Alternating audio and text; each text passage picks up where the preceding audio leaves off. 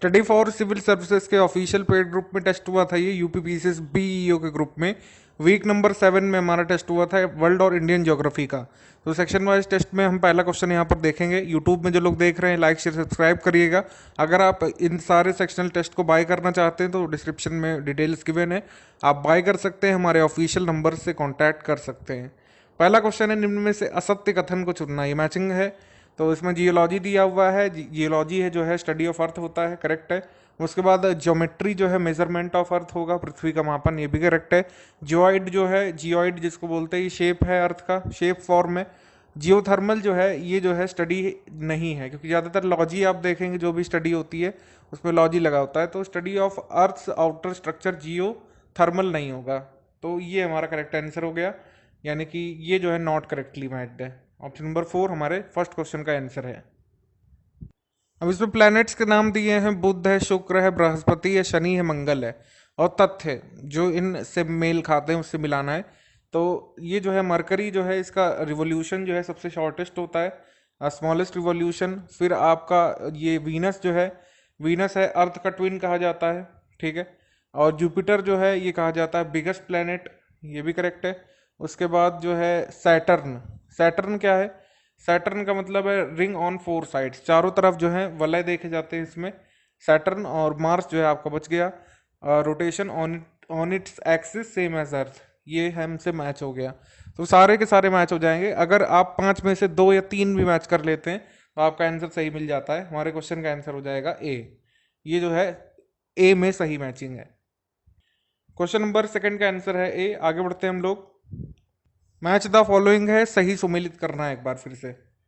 तो इसमें 21 जून है, 22 दिसंबर है, 21 मार्च है, ये डेट्स जो हैं इनमें क्या क्या इवेंट होते हैं उससे मिलाना है।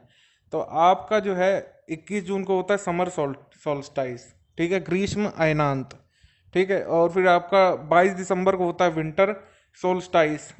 और 21 मार्च को आपका होता है ऑटम इक्विनोक्स। और 23 सितंबर को होता है विंटर सोल्स्टाइस। इस तरीके से मैच कर देंगे, हमारा आंसर हो जाएगा बी। बी आंसर यहाँ पर सही है। क्वेश्चन नंबर 4 है, निम्न में से कौन पृथ्वी की सतह पर मिलने वाले एवं एक दूसरे को प्रभावित करने वाले पर्यावरण के 3 महत्वपूर्ण घटकों में से एक नहीं है? तो ये जो है आपका यहाँ पर आंसर हो जाएगा आपका एटमॉस्फेयर। एटमॉस्फेयर जो है पृथ्वी की सतह पर नहीं मिलता है, ठीक है। ऑप्शन नंबर यहाँ पर सही होगा हमारा डी।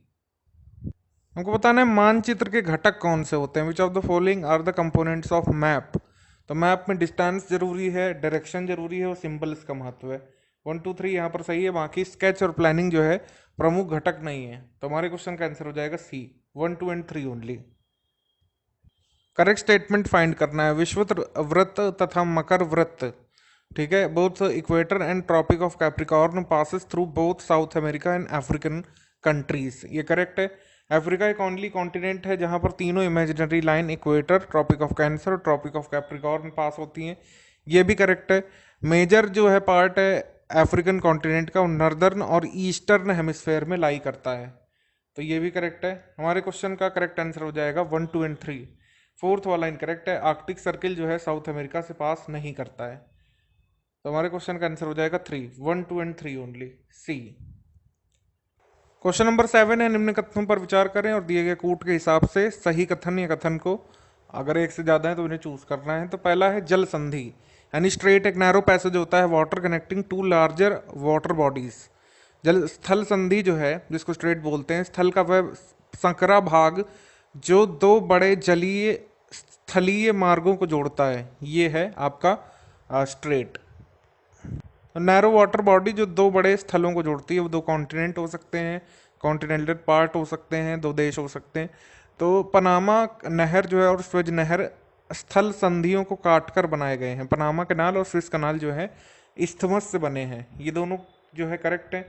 इस्थमस के बारे में लिखा है कि नैरो स्ट्रिप है लैंड का जो दो लैंड मासेस को ज्वाइन करती है, ठीक है, ये भी करेक्ट है। इस्थमस की भी जो है डेफिनेशन करेक्ट है। डॉवर स्ट्रेट जो है यूरोप को अफ्रीका से सेपरेट करता है, ये गलत है, ठीक है। डॉवर स्ट्रेट दिखा देते हैं आपको मैप में। डॉवर स्ट्रेट यहाँ पर आप ऑब्जर्व कर पा रहे होंगे, ये डॉवर स्ट्रेट है जो कि आपके यूके को कॉन्टिनेंटल यूरोप से अलग कर रहा है। ये इंग्लिश चैनल का सबसे नैरोवर पार्ट है, ठीक है, नैरो मोस्ट पार्ट है जो कि यूके को सेपरेट कर रहा है बाकी यूरोप से। तो ये हमारे क्वेश्चन का आंसर हो गया कि खाली 1, 2 एंड 3 स्टेटमेंट करेक्ट है, 4th इनकरेक्ट है। तो आंसर हो जाएगा बी 1, 2 एंड 3 ओनली हमारे क्वेश्चन का आंसर। क्वेश्चन नंबर 8 है, कथन पर विचार करें और बताइए कौन सा सही है। पृथ्वी का 71% भाग जो है जल से और 29% भाग जो है वो स्थल का बना हुआ है। ठीक है, मतलब 29% लैंड और 71% करीब वाटर। सही है। पृथ्वी का उपस्थित कुल जल में से 97% से अधिक भाग महासागरों में पाया जाता है। यानी जितना जल है उसका 97% पार्ट जो है ओशंस का है। ये भी करेक्ट है, दोनों एनसीईआरटी के में दिए हुए फैक्ट है। हमारे क्वेश्चन का आंसर हो जाएगा सी 1 एंड 2 बोथ करेक्ट।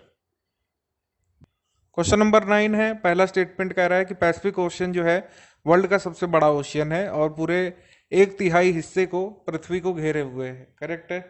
उसके बाद है कि पैसिफिक ओशियन जो है ये ऑलमोस्ट सर्कुलर है और वहीं अटलांटिक ओशियन जो है एस शेप का है। ये भी करेक्ट है। उसके बाद कि इंडियन ओशियन जो है ट्राइंगुलर है और जो है कह सकते हैं हम लोग हिंद महासागर लगभग त्रिभुजाकार है। करेक्ट है।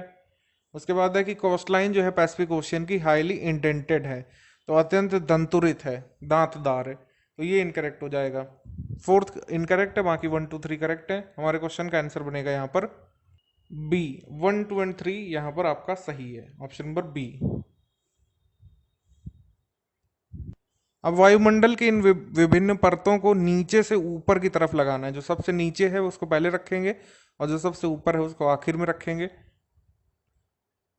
तो सबसे पहले यहाँ पर क्या आएगा, ट्रोपोस्फेयर आएगा। ट्रोपोस्फेयर आएगा सबसे पहले, फिर आएगा आपका स्ट्रेटोस्फेयर आएगा, ओजोन जिसमें होती है। फिर आपका आएगा मीजोस्फेयर आएगा, फिर थर्मोस्फेयर आएगा, फिर एक्सोस्फेयर आएगा, फिर आयनोस्फेयर आएगा। तो इस तरीके से हम करेंगे सी। ये क्रम जो है आपको ज़रूर पता होना चाहिए, भले ही पुराना क्वेश्चन है लेकिन आ सकता है कभी भी। ऑप्शन नंबर सी सही है। न्यूनतम लिंगानुपात वाले मामलों को इनमें जो है सही रूप से व्यवस्थित करना है। जिनका लिंगानुपात सबसे कम है उनको सबसे पहले रखना है। तो सबसे पहले न्यूनतम लिंगानुपात है हरियाणा का, फिर है जम्मू कश्मीर का, फिर सिक्किम का। तो ऑप्शन नंबर बी यहाँ पर आपका सही हो जाएगा, option number B. Question number 12 है, कौन सा सही ढंग से मेल नहीं खाता है। तो आपका ये 12 नंबर क्वेश्चन का सही आंसर हो जाएगा बी वाला। एंडीज जो है ये साउथ अमेरिका का पार्ट है, नॉर्थ अमेरिका का पार्ट नहीं है। बाकी सारे सही मिलाए हैं। एशिया में माउंट एवरेस्ट है, नेपाल में करेक्ट है, अफ्रीका में किलिमंजारो है और यूरोप में आल्प्स है, ऑप्शन नंबर बी। जैव मंडल के बारे में करेक्ट कथन बताना है। पहला कथन है कि जल और हवा के बीच एक सीमित भाग है, यह वह भाग है जो जहाँ जीवन अस्तित्वमान है। करेक्ट। बायोस्फीयर का मतलब यही हुआ। जीवों की अनेक प्रजातियां यहाँ एक दूसरे से जीव मंडल में जीवित रहने के लिए जुड़ी होती हैं। ये भी करेक्ट है। तो हमारा क्वेश्चन का करेक्ट आंसर बनेगा बी 1 एंड 2 बोथ, दोनों ही करेक्ट हैं। निम्न कथनों पर विचार करें और दिए गए कूटों के हिसाब से सही कथन का चुनाव करें। स्थल रूप का निर्माण आंतरिक और बाह्य दोनों प्रक्रिया से होता है। ठीक है। और दूसरा दिया हुआ है कि अपर्दन और निक्षेपण जैसी क्रियाएं बाह्य प्रक्रिया के दौरान संपन्न होती हैं। तो करेक्ट है, लैंड फॉर्म्स जो है ये बाह्य प्रक्रिया से ही होती हैं, भले फिजिकल वेदरिंग हो, केमिकल वेदरिंग हो, चाहे बायोलॉजिकल वेदरिंग हो, और लैंड फॉर्म्स भी इन्हीं से बनते हैं। ठीक है। तो करेक्ट आंसर यहाँ पर हो जाएगा सी 1 एंड 2 बोथ। और तो इंटरनल यानी आंतरिक प्रक्रियाएं क्या होगी, आंतरिक प्रक्रियाएं हो गई जैसे भूकंप, ज्वालामुखी का फटना, ये सब हो गया। अब इसमें से असत्य कथन को चुनना है। तो पहला तो सही है कि Himalaya, Alps, Appalachian, Ural, Andes, Rocky सभी वलित पर्वत के उदाहरण है। करेक्ट है। फोल्डेड माउंटेन्स हैं। अरावली श्रृंखला विश्व की सबसे पुरानी वलित पर्वत श्रृंखला है। करेक्ट है। यूरोप के ब्लैक फॉरेस्ट और राइन घाटी भ्रंशोत्स पर्वतों के उदाहरण है। ठीक है, ब्लॉक माउंटेन्स के उदाहरण है। पहले 3 कथन सही है, आखिरी वाला इनकरेक्ट है क्योंकि माउंट फ्यूजियामा जो है ये जापान में है, माउंट किलिमंजारो अफ्रीका में है। दोनों को रिवर्स करके लिखा है। दोनों ही जो है ज्वालामुखी पर्वत के उदाहरण है, लेकिन लोकेशन गलत लिखे जाने के कारण 4th गलत हो गया और यही हमारे क्वेश्चन का आंसर है, option number D.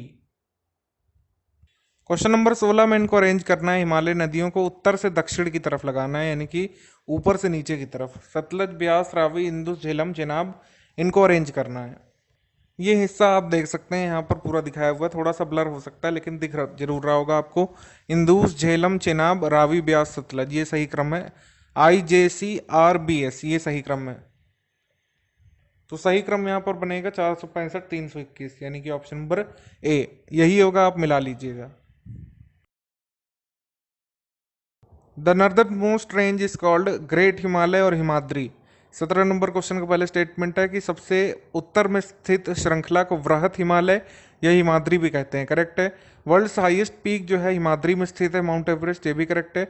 Middle Himalaya, मध्य हिमालय या फिर हिमाचल जो है हिमाद्री के दक्षिण में पड़ता है, ये भी करेक्ट है। और सदर्न मोस्ट जो हिस्सा है जिसको लेसर हिमालय बोलते हैं उसको शिवालिक भी बोलते हैं, ये भी करेक्ट है। चार के चारों स्टेटमेंट हो रहे हैं यहाँ पर करेक्ट, तो हमारा आंसर हो जाएगा ऑल ऑफ द अबव, यानी कि 1 2 3 4 डी। भारत के प्रायद्वीपीय पठार के संबंध में असत्य कथन का चुनाव करना है। इसका आकार एक त्रिभुज के समान है, बिल्कुल आप देख सकते हैं त्रिभुज के समान ही है। उसके बाद नॉर्थ वेस्टर्न लाइन्स जो है वर्ल्ड की ओल्डेस्ट माउंटेन रेंज है। इसके उत्तर पश्चिम में विश्व की सबसे प्राचीन पर्वत श्रृंखला है जिसको अरावली बोलते हैं, करेक्ट है। इससे निकलने वाली नर्मदा एवं ताप्ती जैसी नदियाँ पश्चिम की ओर बहने वाली नदियाँ हैं एवं एस्चुरीज का निर्माण करती हैं, ये भी करेक्ट है। एस्चुरीज का निर्माण करती हैं ताप्ती नर्मदा।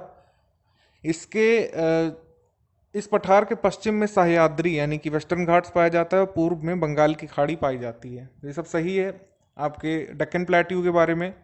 एनसीईआरटी में जो पिक दी हुई है ये क्लास 9 का चैप्टर है, इसमें आपको पूरा डेक्कन प्लेट्यू देखने को मिल जाएगा। जो जो बातें यहाँ पर बताई गई हैं आप यहाँ पर वेरीफाई कर सकते हैं, चाहे तापी नर्मदा का सोर्स यहाँ पर देख सकते हैं, यहाँ से जाते हुए आप ये सह्याद्री यानी वेस्टर्न घाट्स को स्पॉट कर सकते हैं। और इसका शेप भी आप देखेंगे रफली ट्रायंगुलर ही है ये इस तरीके का। और इसके जो नॉर्थ वेस्ट में ये अरावली रेंज पड़ रही है, ये यहाँ पर ऊपर ये अरावली, ये विश्व की सबसे पुरानी जो है पर्वत श्रृंखला है। तो सारे के सारे कथन हो जाएंगे यहाँ पर, सारे के सारे कथन हो जाएंगे यहाँ पर correct, option number C, all statement are correct. असत्य कथन का चुनाव करना है। जलोढ़ निक्षेप नदियों द्वारा बेसिन में निक्षेपित महीन मिट्टी होती है, ये भी करेक्ट है। उसके बाद है कि मुख्य नदी में अपना जल विसर्जित करने वाली नदी या सरिता सहायक नदी होती है, ट्रिब्यूटरी, यही डेफिनेशन है, करेक्ट।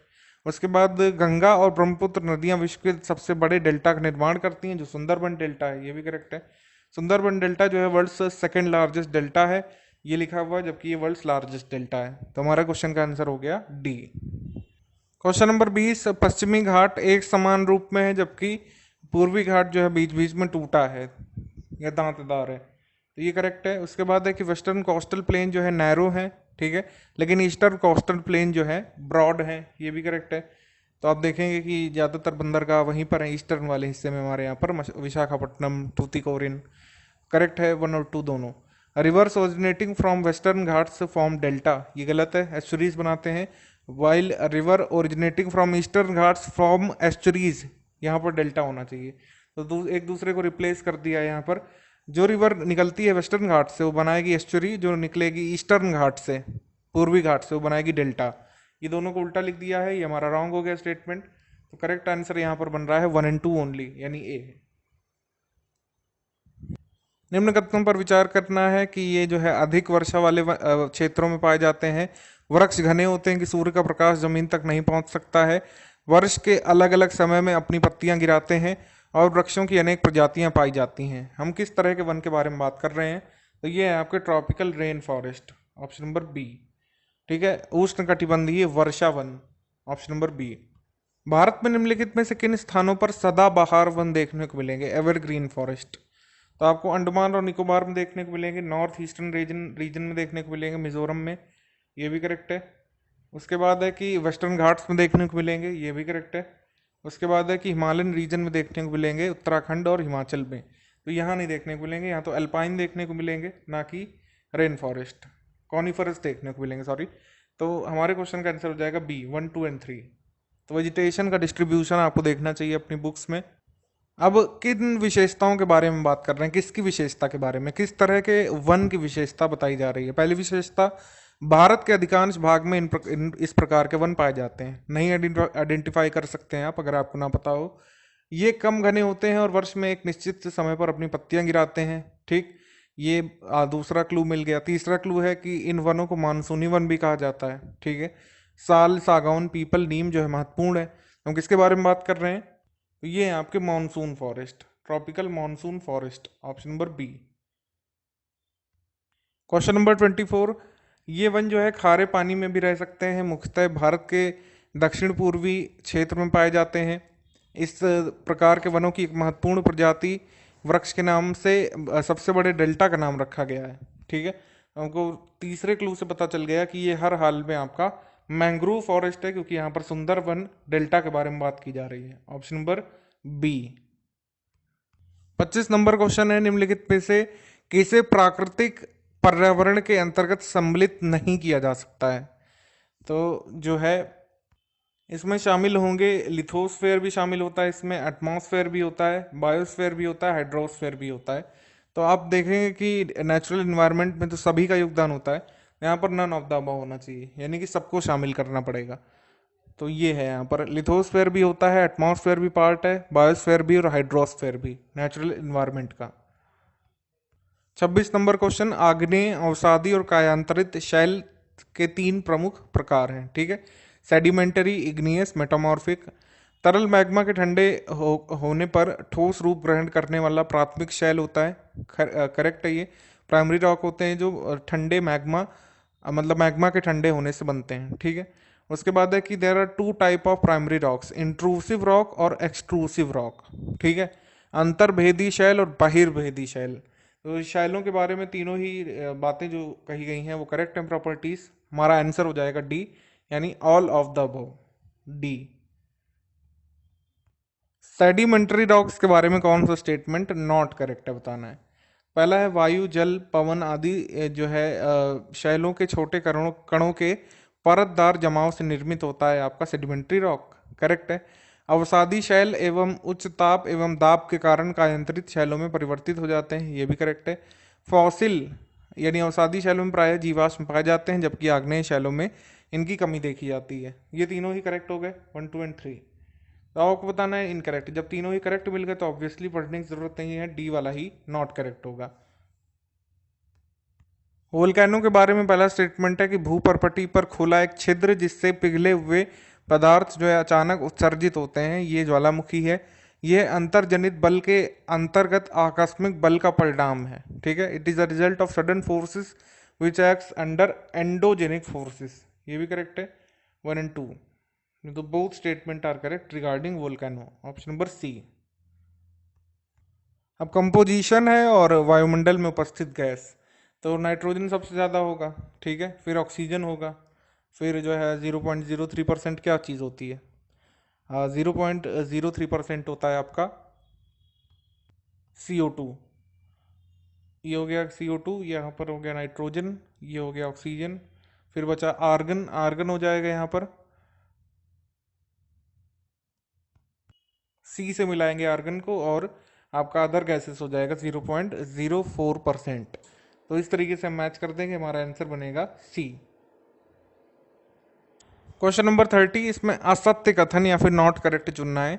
CO2 वायुमंडल में फैलकर पृथ्वी से विकिरित ऊर्जा को पृथ्वी पर रोककर ग्रीन हाउस प्रभाव पैदा करती है, करेक्ट है ये। उसके बाद है कि the level of CO2 increases due to human activities which ultimately increases the atmospheric temperature, इसी को कहते हैं ग्लोबल वार्मिंग। तो फर्स्ट और थर्ड होगा करेक्ट। सेकंड लिखा है कि CO2 के बिना अर्थ जो है बहुत गर्म हो जाएगी, रहने लायक नहीं बचेगी, ये इनकरेक्ट हो गया। तो जो है हमारा करेक्ट आंसर कौन सा होगा, ए, क्योंकि इसमें नॉट करेक्ट फाइंड करना था, option number A. 31 number question है कि निम्नलिखित में से नमामि गंगे कार्यक्रम का उद्देश्य क्या था।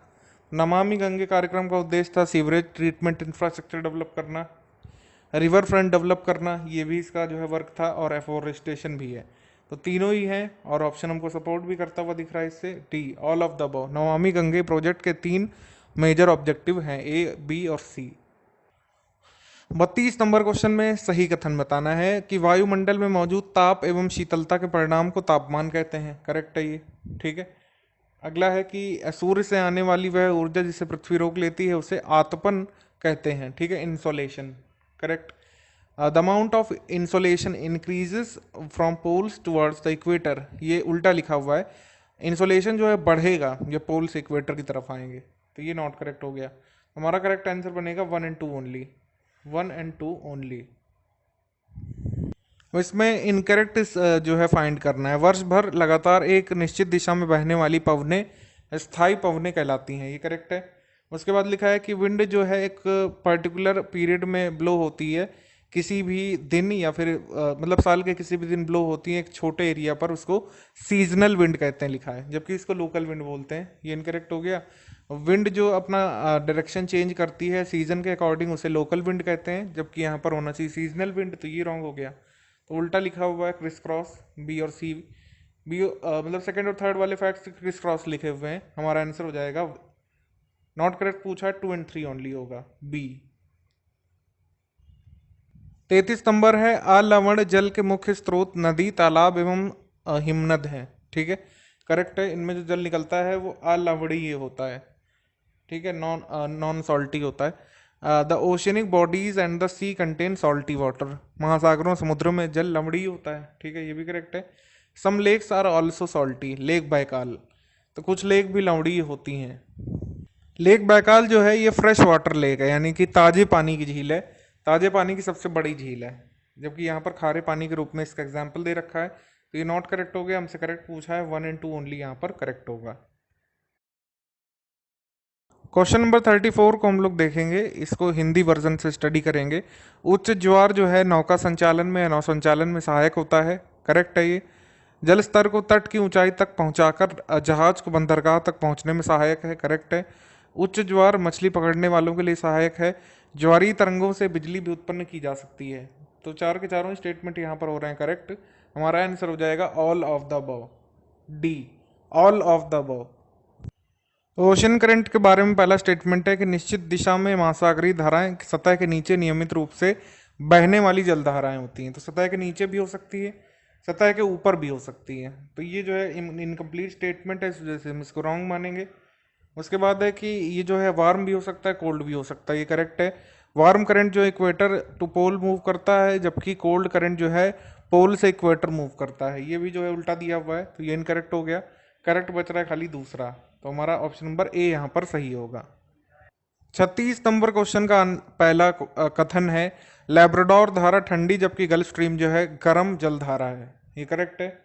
उसके बाद है कि ओशन करंट जो है does not influence the temperature conditions of the area, ये इनकरेक्ट है।